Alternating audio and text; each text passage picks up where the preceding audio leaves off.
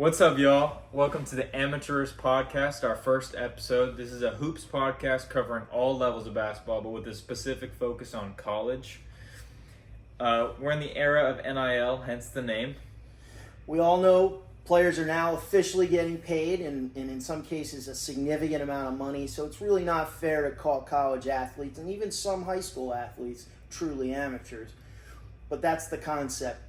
Emphasis on the upcoming new stars, the guys we're going to see in the NBA and in the Olympics and other events down the road. My name is Rhett. I'm a longtime coach, various levels, huge college basketball fan. I won't disclose my allegiances because we want to keep it fairly neutral and unbiased, but I think you'll get where we come from pretty soon. I'm Logan. I'm a sports journalism major at UF. And, ball is life. I love basketball. It's my life. Hence why I want to do the podcast. We're going to give you a quick rundown of today's show. The first thing we're going to cover is a brief recap of the NCAA season, what surprises, what UConn was able to do in repeating, and we're going to focus on some emerging stars that are going to go to the NBA and the WNBA pretty quickly. The second topic we're going to cover is the coaching changes in the college landscape, because there have been some significant changes since the end of the season, and the landscape has definitely changed. Our last topic is generally the transfer portal. We're not going to cover specific transfers or who's in it or rank transfers or even rank the teams yet. We will cover them in future episodes. But we want to give you our thoughts on the portal and some changes in the portal. So with that in mind, let's start with a recap of the college season we just saw ended. What are your thoughts on UConn repeating? To be honest, this past tournament was one of the most boring, I think, or more chalk in recent memory. We didn't have like a St. Peter's or a low major Cinderella. We had NC State, which, DJ Burns, love that. But, UConn, there wasn't any drama. UConn dominated the whole deal. And, it was, I enjoyed the season, but I think also the transfer portal made it that it was very different. We saw 100 Dickinson in a Kansas jersey. We saw all these guys. But, I think interesting season. Yeah, I think the same for the women. The undefeated team won it all. Big surprise. And I don't think you see as much variance with the women's tournament in terms of upsets and Cinderella stories. You had LSU in there late. You had Iowa in there late. So the teams that you expected to be there were there. But for me, this is my first season, keeping a closer eye on the women's side. I enjoyed it. I think it was more like the storylines were better than the men's. But on the men's side, we also Purdue, Tennessee, kind of their redemption in March, finally getting those demons out the way, and Purdue making it all the way, championship game. But I think my last season I would characterize it as the Caitlin Clark show, all of college basketball. There wasn't a true men's star. We had Edie, it was amazing, but there wasn't any Trae Young, Zion Williamson star powers. It was Caitlin Clark. And I think next year, what I would ask you is it going to be women's dominating the headlines? We have Paige Beckers, Juju Watkins, or are we going to get a Trae Young type superstar, maybe a freshman to come on, take the national media by storm? Well, I think it helps that Juju will be a sophomore. Paige is, I think, She's senior. Might be a super senior. At least a senior, if not a super senior. They're known quantities. We know what they can do. We know how good they are at present and what they can become. I think there are, and we're going to get into it down the road with our draft coverage, this was a bad year. Weak draft. This is a very weak draft. There's no getting around it. No disrespect to the 60 names that are going to be called. 58. Sorry, 58. But I think you will see guys like Cooper Flagg, the kids at Rutgers are really going to emerge, and I think they should help even out that star imbalance a little bit. I think right now, with the current landscape of college basketball, we know all the returning guys. So I don't think there's any like superstars of that pool. Of the freshmen coming in, like you said, Cooper Flagg, my one concern about maybe his potential to reach superstardom is where he's going. Duke. They have 6 guys coming in plus their returners, some portal guys. I mean, other than Zion, like, Duke's been so stacked recently that there hasn't been that many 20 points a game, which I don't think he is. I think he's a great defender. I think he's a do-it-all guy.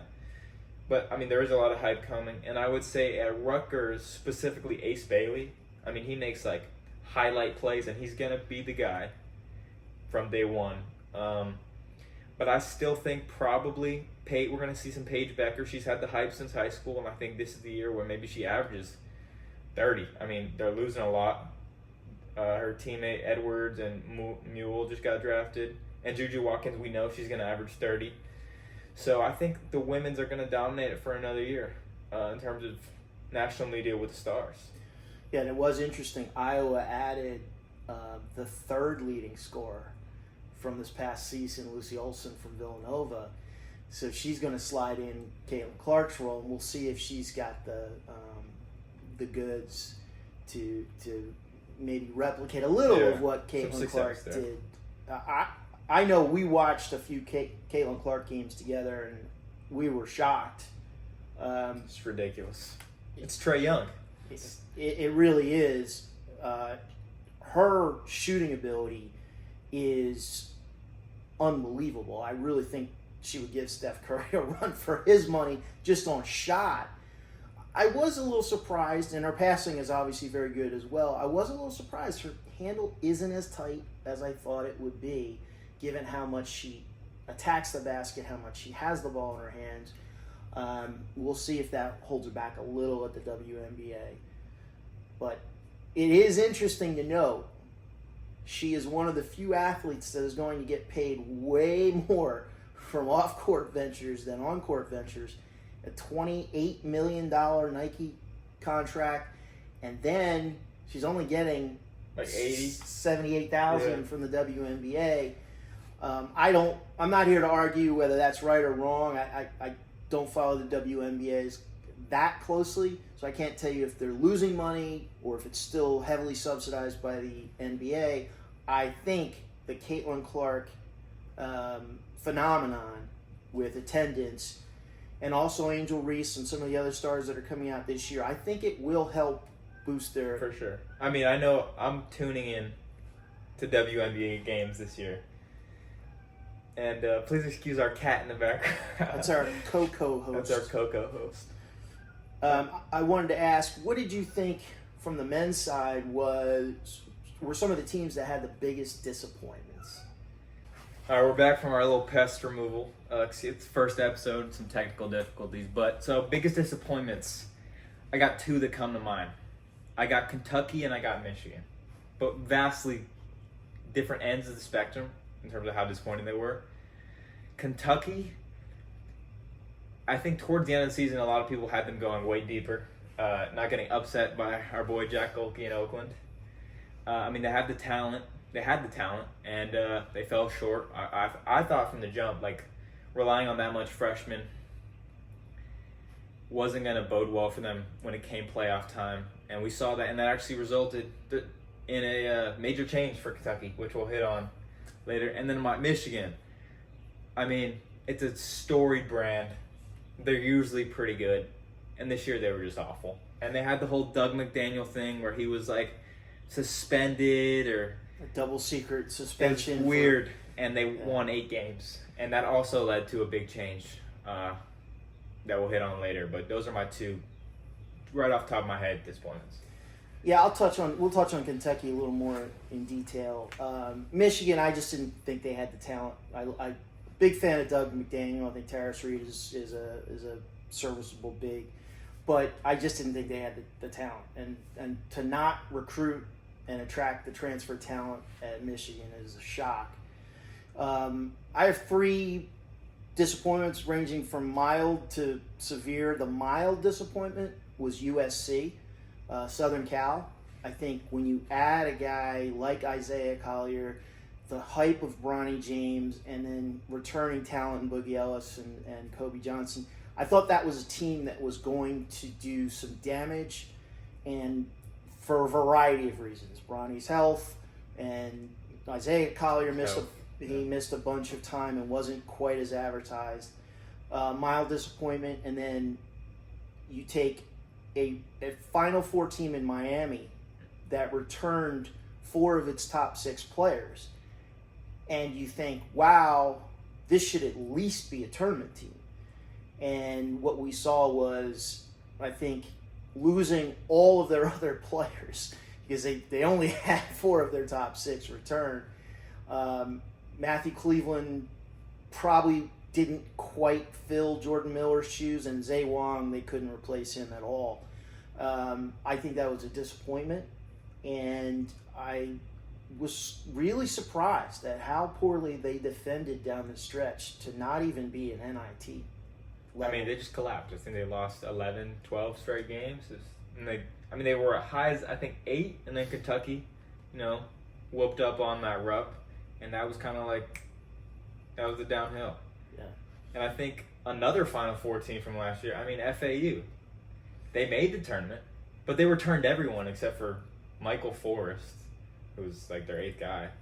They returned everyone, and they were preseason, a lot of Final Four picks. They were ranked really high. I mean, they had a couple marquee wins, but they had like 4 quad 4 losses. Bryant, FGCU, like awful losses, and for them to get bounced first round, a little disappointing. And I think they were also overseeded. They shouldn't have been an 8 seed. Yeah, I see it a little differently. They were taking a step up in level of competition. But Temple bounced them out. It's not like they lost to Memphis. I think they did slightly underachieve. My last disappointment, and I think it's debatable, is Kansas. Kansas was the preseason number 1. Everybody had them head and shoulders. I mean, everybody had UConn high and Houston high. I don't think we can argue that. But Kansas to be the number 1 seed, and then you hear Bill Self saying, well, we ran out of bodies at the end. I don't see how you run out of bodies at Kansas. That's an evaluation and attraction problem. He's certainly one of the greatest coaches in college basketball. I don't think we can debate that. But I didn't like his response at the end of the tournament, and I didn't like Cal's response at the end of the tournament. We'll get to Cal here in a minute. With the Kansas thing, I think they get a little bit of a pass because McCullough missed that at the end. I mean, that's your best player. That's an All-American. But I mean, they really didn't have the depth, especially when El Marco Jackson wasn't as advertised, and Nick Timberlake certainly wasn't as advertised. And then their next big is Christian Braun's brother, who's Christian Braun's brother. It's a little bit like being Cooper Flagg's brother right now. No offense. But and what's your biggest surprise?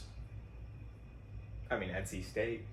They won 10 in a row, and they won more games in the Wizards' home arena than the Wizards. I mean, that was ridiculous. They were not good. They were not good until March, and then they were really good. The ode to DJ Burns. I agree. I also had South Carolina. Yes, 100%. You know how I criticized internally Lamont Paris last year. He had an NBA player in Gigi Jackson, and Gigi Jackson didn't want to be there. It was pretty clear he did not like the team chemistry, and to take your best player, an NBA player, away, not really with any major high-profile guys. I mean, some guys, but no one. No NBA players. Yeah, no one that jumps off the page, and to go as deep as they did is remarkable.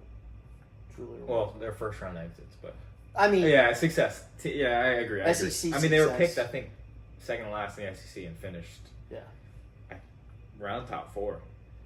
It was very impressive by Lamont Paris. I think he was my coach of the year for sure. Now, since the season's over, we've seen several major coaching changes.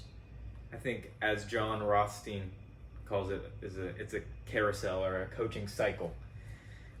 We had Andy Enfield go to SMU, which resulted in Eric Musselman going to USC, resulting in John Calipari going to Arkansas, resulting in Mark Pope going to Kentucky, and I think BYU hired the son's assistant. So that was a pretty crazy carousel. And we also had Dusty May go to Michigan. Well, let's just stick with Andy Enfield going from USC to SMU. How did you view that move, just in a vacuum? I think Andy Enfield has still been riding off the Dunk City FGC waves for a couple years now. I mean, he's had talent, a lot of talent at USC, and has underperformed a lot. I mean, this year's example 1A. And then SMU, they're not going to be good next year. ACC, it's the whole conference realignment. It's kind of that move doesn't move the needle at all for me. But it surprised me because at least at USC he had made the tournament several years, which USC has not consistently done. And he's going from, maybe they're both Power 5 conferences, but the USC brand and resources are way more than No, USC. agreed. Yeah, it's definitely a downward move for Enfield, but hopefully he can, replicate some of that success that he saw at mid-major FGCU. Maybe, LA wasn't for him. It's possible. And then that triggers Musselman to USC, which I can see. I mean, he's been on the West Coast before. Yeah. I think it's a different challenge for him. I think he underperformed the last 2 years a little at Arkansas. I think the year before he did well. I mean, they knocked off Kansas, I remember, and he's had some squads.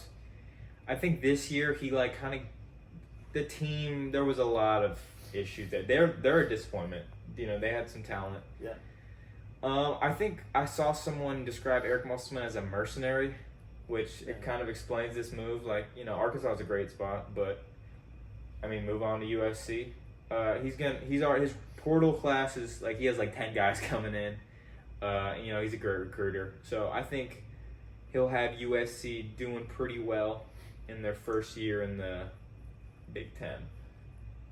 Does Bronny James, if he stays in college this year, go back to USC? No, there's no chance. I mean, they have.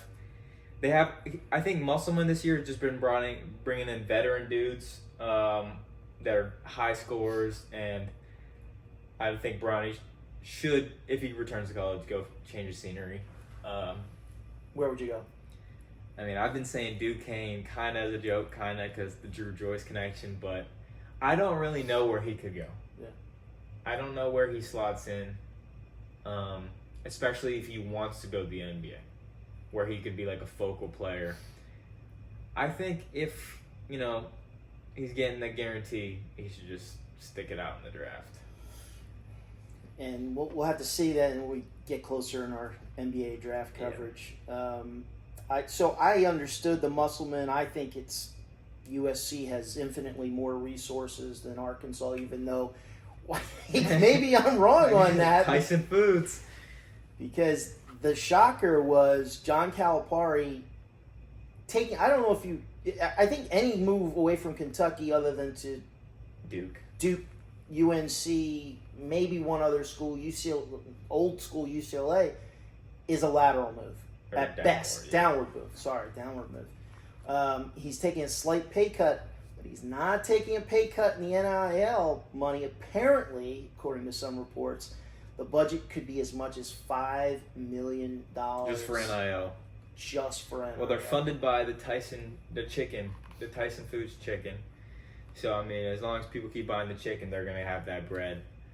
And, as of filming today, John L. Davis just committed there, and he's upwards of $1 million for one player, which tells you all you need to know about amateur-ish. And I think that's a portal budget. I don't think that's a retention budget. or I think that's just for recruiting, bringing guys in. He brought in Big Z, and he's apparently... they're looking nice. I think he's got some nice transfers, and he's got most of the Kentucky guys. If he gets DJ Wagner, maybe, I think they're looking good. And he attracted Billy Richmond. We're not sponsored by Cal, but he's coaching from the inside out. And the title is Players First. I thought it was I was shocked because he got a lifetime contract not that long ago. And the buyout was crazy. To even hear Kentucky talk about buying out a legend like Calipari was jarring. But his recent record in the NCAA is awful, 1-4. I was disappointed in Cal. His interview after the loss, he said, maybe I need to have more experienced guys. Cal, 2 of your 5 starters were transfers, Reeves and Trey Mitchell. So I think, maybe there's some teams that feature more portal guys, but you're always one guy who wants to throw guys in, one and done, put them in the draft, and that's been what you've hung your hat on. So to hear you say, I need older, more experienced guys, I was a little surprised that that's the approach you took, given your leading scorer was Reeves, and I believe your leading rebounder was Mitchell, or certainly was up there. I would be disappointed and surprised if DJ Wagner goes to Arkansas. I really want to see him at Rutgers. Going back to New Jersey and that kind of a triple-headed monster, but I don't know. His recruitment's been pretty quiet. I think he needs a new voice. He's not the kid we saw in high school. He was dynamic, looked more like Dillingham in high school than he looked this year on the court, and there weren't any injuries that I knew of. He dealt with some a little bit, but nothing major. Yeah, no, it wasn't like he had a bum wheel the entire time. And then that leads us to Mark Pope coming back to Kentucky. Considering all the adversity Kentucky faced with this hire, getting turned down by 18 million dudes, it's not a bad hire. You get the legacy. He's done a decent job at BYU.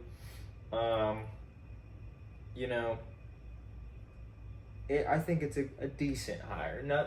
Kentucky fans were really on him about it, but I think it's not bad. And his class coming in with the portal so far has been pretty solid. Not amazing, but solid. Solid doesn't win at Kentucky. Solid doesn't win at Kentucky, but we'll see. It's a mixed bag there. Well, they're not done. They're not done. I do feel there's been a lot of recent failures of superstars coming back to their school. Juwan Howard, Patrick Ewing at Georgetown. Even back Chris Mullen at St. John's. I was going to say Mullen at St. John's. We see that a lot. I hope we don't see it at John Shire, but what you see is they're put in almost impossible situations. Yeah. Now, Pope does have success at other places, and he's certainly not the highest profile Kentucky player they could have hired. Yeah. And he seems like he has a head on his shoulders, so we'll see how he does. But he needs to, for the big blue nation out there, there's a lot of pressure. They're suffering right now. They need hopefully Pope can be their savior, just for their mental health. And then, like we said, Juwan Howard, we get Dusty May. I don't know. Michigan's high-profile school. It's not like he could have gone really anywhere bigger. Do you think it was a year too late for May? I think just having all those guys back, he had to roll the dice, and it didn't hurt him. He got the Michigan job. No, that's what I'm saying. Yeah. Will he be successful? I mean, he got very, very lucky. He got complete buy-in from his players. He had very good roster construction. You had Vlad Golden and Rosado, who were bigs. You had outstanding guards who could both shoot and defend. They were very well constructed. They'd been together for a while. They had chips on their shoulders. It was almost a perfect storm. Still think he's a great coach. Not saying he's not. Yeah. He's certainly got the track record dating back to Bobby Knight. For sure. He's very well respected. Obviously, Michigan doesn't hire scrubs. I'm just not sure. I mean, they're killing it in the portal too. They are. And he's bringing in Golden. There's some continuity there from his FAU days. But I think it's a good change for Michigan, especially after the disappointment last year. I think things are looking up for Ann Arbor, the people in Ann Arbor. If I'm a Michigan fan, I'm excited. It can't get much It can't get worse, but I'm excited, especially with the portal class coming in.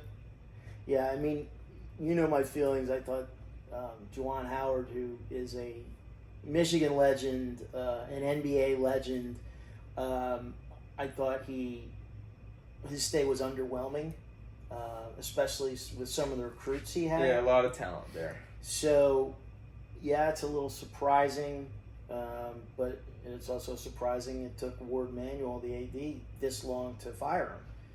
So we'll have to see. That'll be interesting. There's pressure on him. There's pressure on, Pat Kelsey at Louisville. The Revival. Yeah. That's what he's calling it. It's... I like him too. I like him a lot. I think they're getting a lot of talent in the portal. I think he's a great coach in terms of his energy. Like, players buy into him.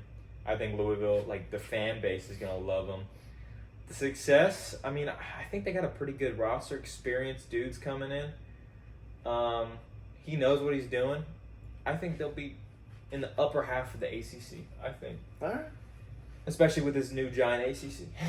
Well, we're going to have in more detail once the portal closed. All the guys. The portal is closed. But all the guys. As of this recording. Pieces falling. But we'll know who's going where and who's staying in the draft. I believe they have until June 1. Or I think the 31st, something like that. Something like that to declare for sure. It's definitely in June. We'll have more details on that. But speaking of, and we touched on it, the portal. Yeah. Your thoughts on the portal as an entity? Just the portal itself, disregarding NIL. I think it's not bad.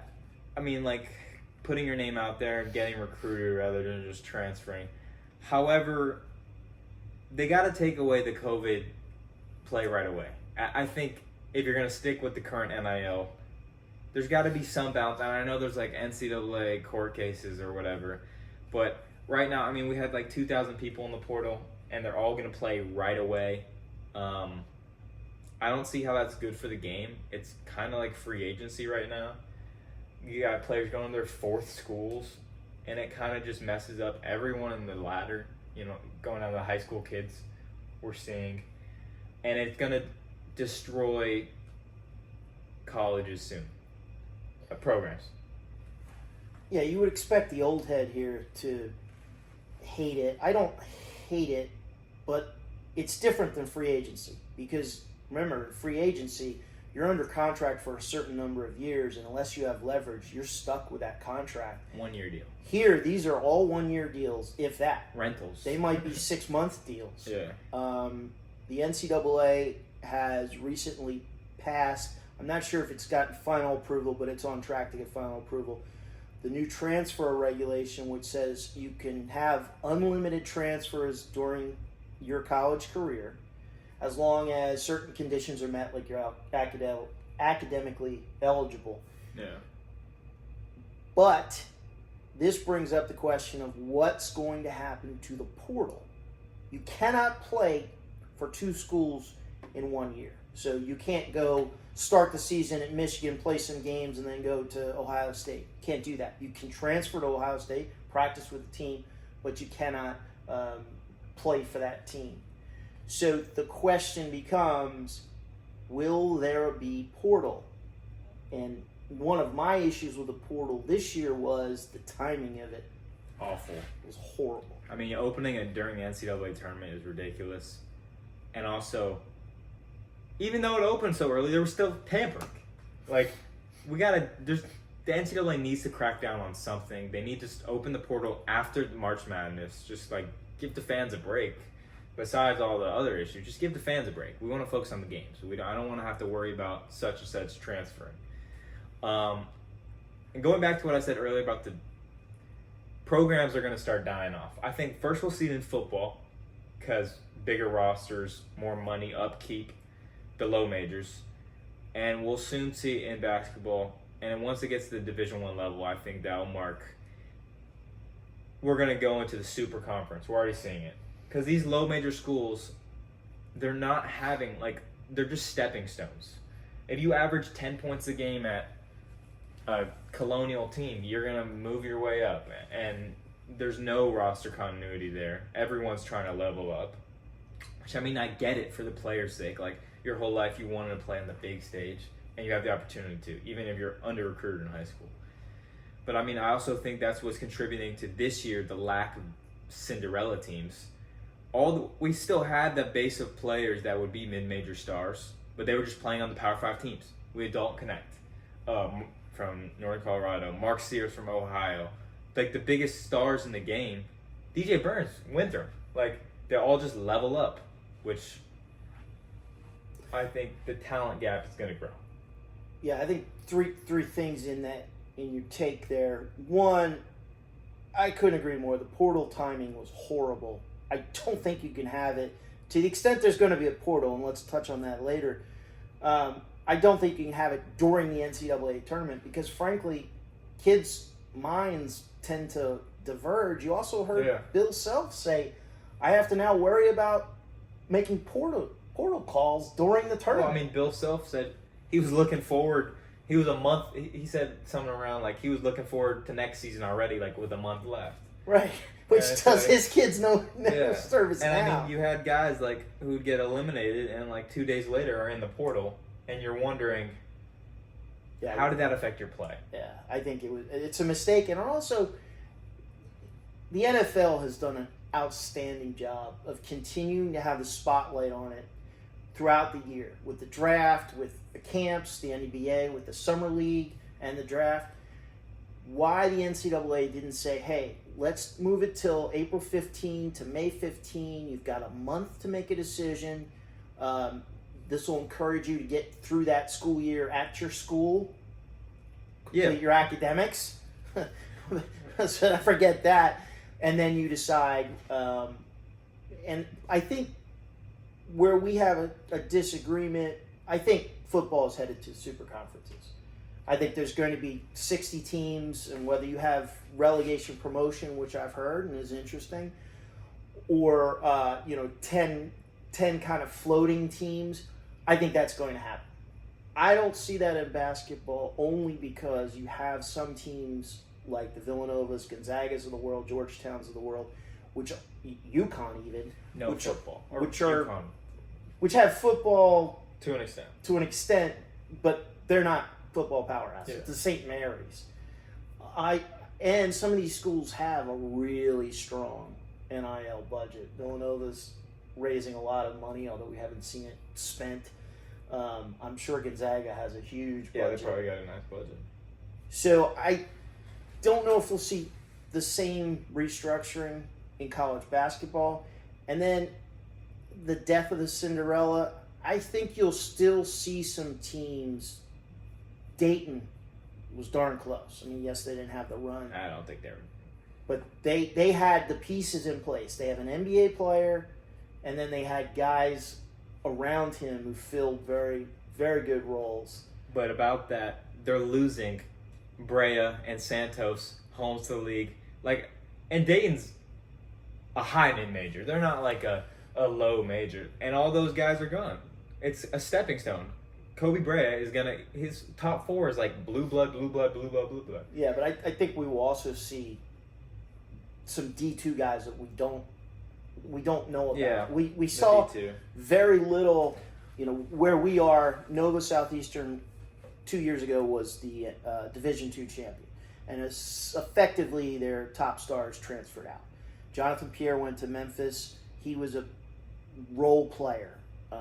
Sunahara went to Georgia. Sunahara was also sort of a role player. Dallas. Graziani went to Samford.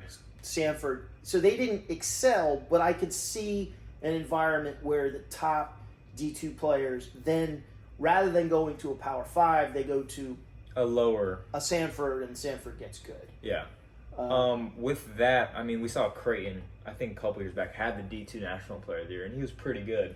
Yeah. Just a couple things about what you said. The portal timing, I know we've been on it for a while, but I mean, Alabama, a Final Four team, added a commitment, a transfer during the like, how does that even work? Yeah, and that affects every player's psyche. Yeah, right? it's like, why are they already getting my replacement? Right. They want me out of here. So, yeah. Which, I mean, we see Alabama's getting, everyone's transferring out, which doesn't make sense considering their success. And like you said, with the super conference for football and how basketball maybe not, the one thing is these schools, football makes way more money than basketball, which...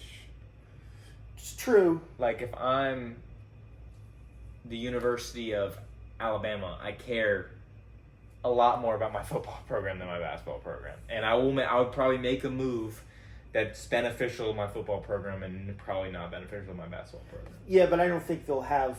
I think they'll split it at some point. I think they'll have a super conference for football and then regular for the rest. I mean, maybe. What do you think about NIL right now? The state of NIL? It's a lot like the portal. There's no regulations. No regulations. That's what they got to change it.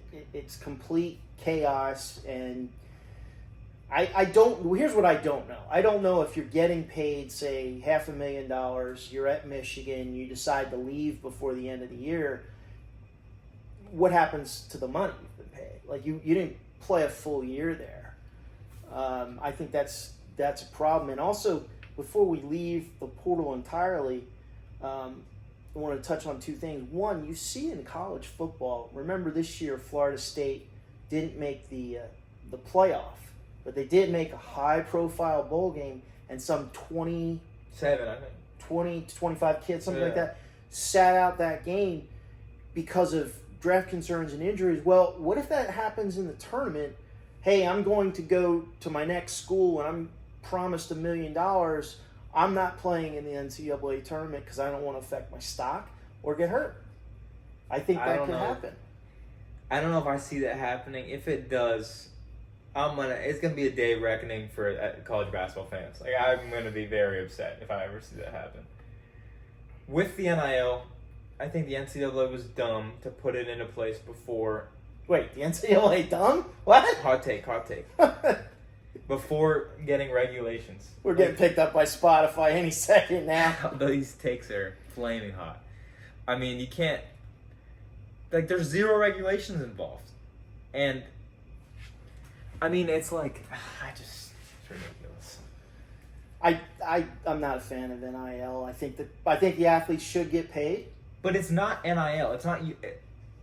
I think, what is it? Nigel Hayes from Wisconsin back in the day. He was one of the front runners advocating for this.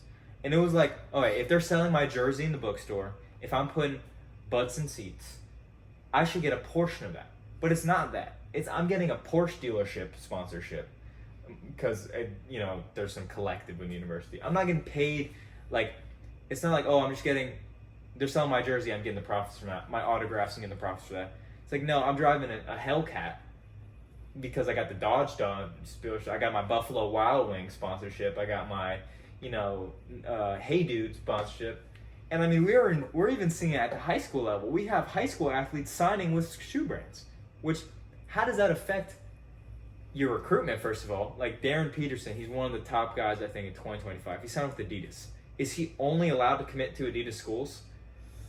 Yeah, it's really scary when you throw so much money at young men. Exactly, yeah. And women, although I don't think we'll see it quite there yet, who don't have guidance necessarily in their lives, but don't have professional guidance. Like, money management. When you're in the NBA, you have money managers. Yeah. You have guys who say, wait, you can't get that Lamborghini.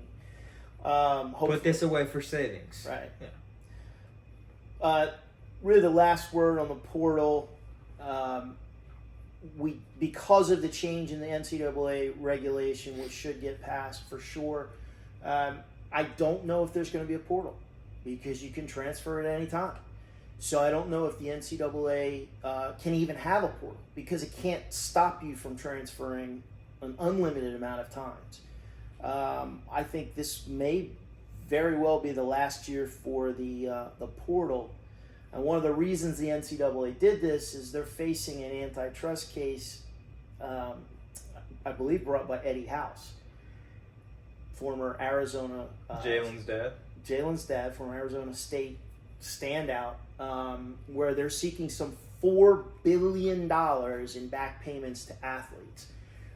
That would destroy the NCAA. It would affect the NCAA in a tremendous way, if not destroy it. So they had to cave on this transfer rule, and that's why we see it. And we're going to await with bated breath whether the portal is going to exist. The fate and the future of college basketball, it's a little cloudy. We don't... Yeah, we may not be in business very long, amateurish. Yeah, amateurish might be a limited series. And we'll just touch quickly on the NBA playoffs. We see now Golden State eliminated in the play-in. Kevin Durant swept.